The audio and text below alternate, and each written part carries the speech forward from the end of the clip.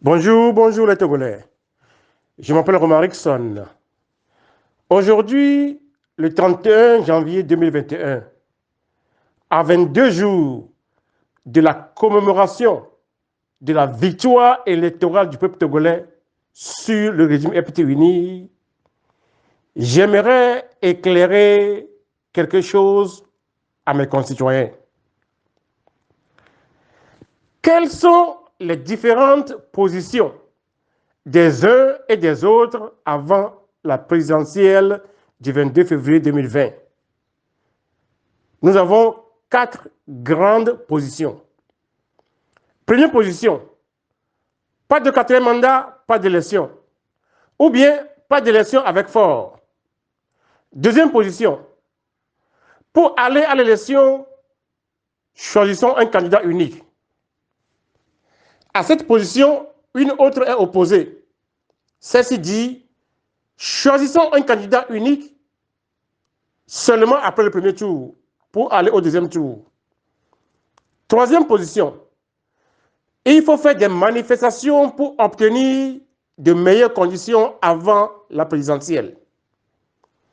Quatrième position, lorsque les dossiers des ailes marchandes du régime FPT-Uni furent récusés, une voix s'était élevée pour dire à tous ceux qui participent à l'élection de se retirer pour mettre ainsi pression sur M. Fonia Singbe afin que de meilleures conditions d'élection soient obtenues.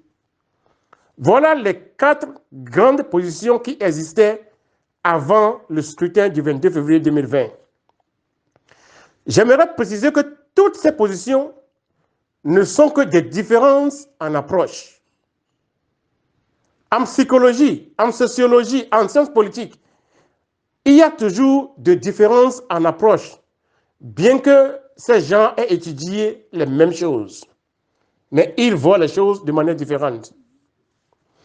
Maintenant, il y a une chose qui est fondamentale, c'est-à-dire, dès lors que le peuple togolais a élu Agbeyoum Messankodjo le 22 février 2020 comme le président de notre République, le devoir de tout citoyen togolais est de s'organiser pour défendre cette victoire que notre peuple a acquise dans les urnes.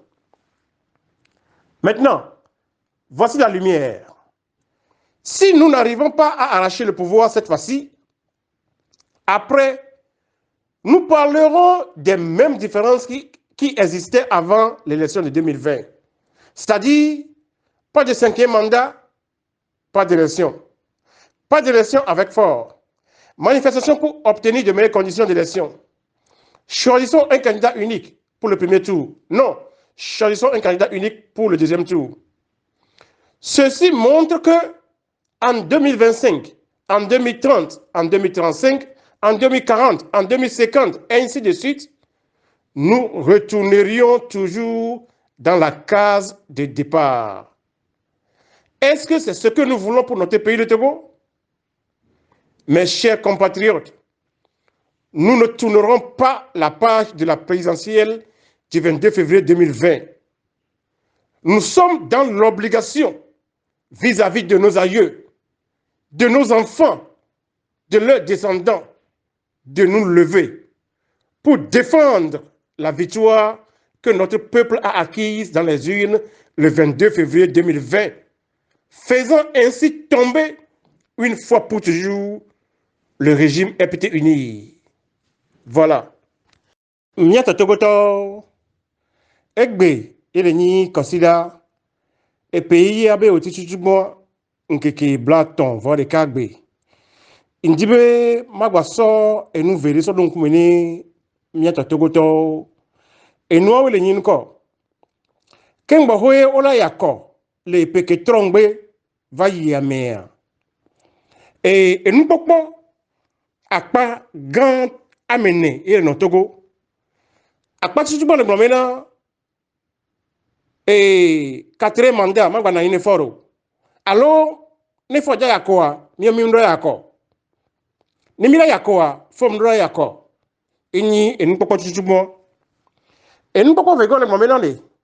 mila ya quoi voilà mila dit Américain que Togo vieux que là on go de mo et mila d'accord et nous pas de batro les panko on le bombe ao nyaki que bela la ni aya quoi mila yinene ne mi yivoa deuxième tour là mila va boro Américain ben go de mila d'accord et nous pas Togo on le bombe na et condition que on organiser à coaler abe o même ko nous même non donc abinande nya yo du ko ne batite ne mia force et peut-être une régime ya ne wa change condition que me dia d'accord là ken bo mi ya quoi a pas ne go va le blomena mais la pas de garder mais cour constitutionnel et va rejeter Amadou Be dossier que ne Amadou Be homa o ho fulu me egberi so e faut dire retourner to tabe nani amesia me opposant ma den kele akwa mere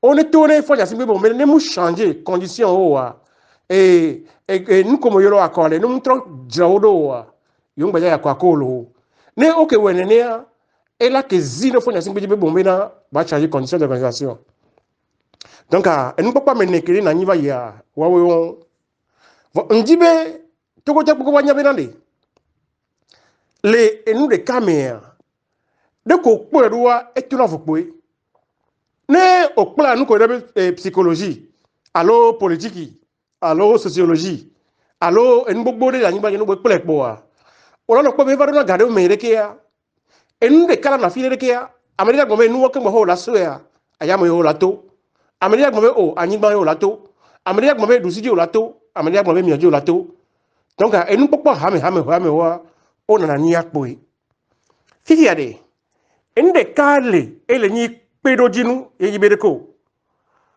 le épée que va y avoir ou il veut en qui blave voir vers Togoto o d'accord y o tir a peut-être be me kojobe eni président na yowe kene chatia be jorene vokpoa e bien so mi Togo vieux kebo mi pono mi me ko tabi le pono mi poero vovovo s'en va yi va kene e du ko be va tia America poa e zine mi adibina de mia bom mia no ni mia tite ni mia wo nke mi da wa ni mia so ho e Togo be mia de Togo le aboyome fifiere ndibe maso masizolo nde jine Togo to